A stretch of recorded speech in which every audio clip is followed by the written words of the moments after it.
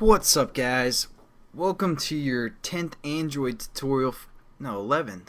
My bad. 11th Android tutorial for the new Boston. Again with me, Travis.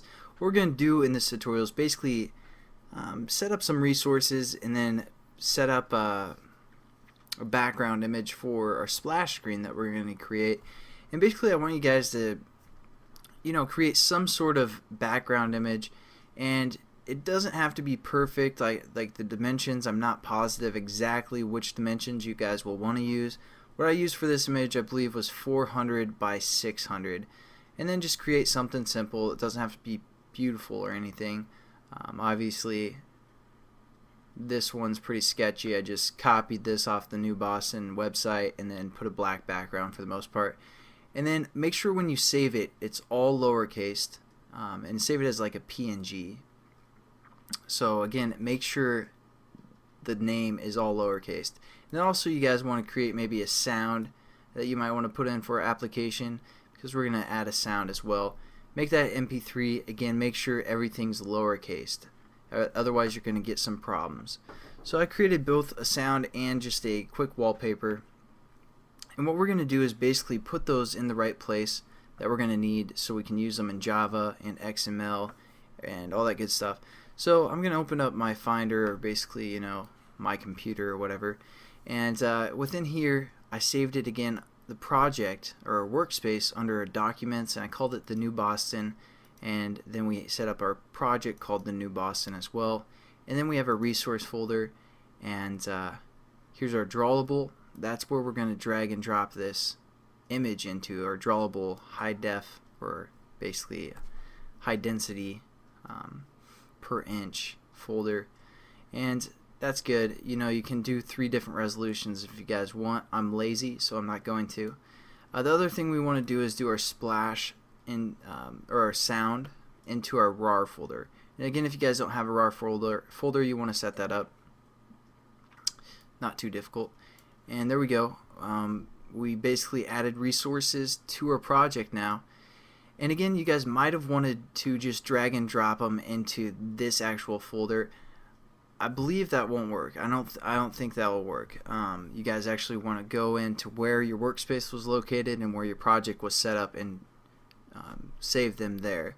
So there you go. We added resources. If you look, they aren't added yet. What we need to do is go up to Project, the Project tab, and go to Clean. That'll kind of clean our project out a little bit. Update everything and rebuild it. There we go. We have our splash background and our splash sound. Now what we want to do is set up a new layout that's just going to have this image that we imported as the background for our splash activity.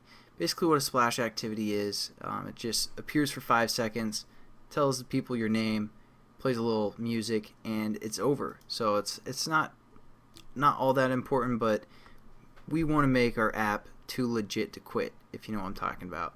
So what we're going to do is right click on this layout here, and then go to Other, and then under this Android folder again, we're going to click Android XML to set up a new layout. We hit next, and then we have to label our layout, and we're going to label this splash. And you also have to put .xml, and make sure it has the layout tab. It should, and we're good to go. We're just going to hit finish. And there we go. We have a blank slate to work with. We're just going to do one thing real simple. Again, we're just going into the code section. We're just going to set up this linear layout, have the background image be that resource we just added. And you guys are probably wondering, what's this match parent? Basically, it's pretty much the same thing as fill parent in this case, so you won't have to worry about it. I mean, we can change that to fill parent if you want. So basically it's going to take up the whole screen, and then we want to use the Android code called background. I wasn't completely positive, but anyways, it's called background. And then how we reference it, we're going to say @drawable. Well, let's just do it this way. Hit equals, and then @drawable / and then our actual image name. Again, you guys if you guys didn't label these properly, if you had like a uppercase letter, it's gonna mess up your project, then you're gonna get all confused. So make sure those are lowercase, and then clean your project again.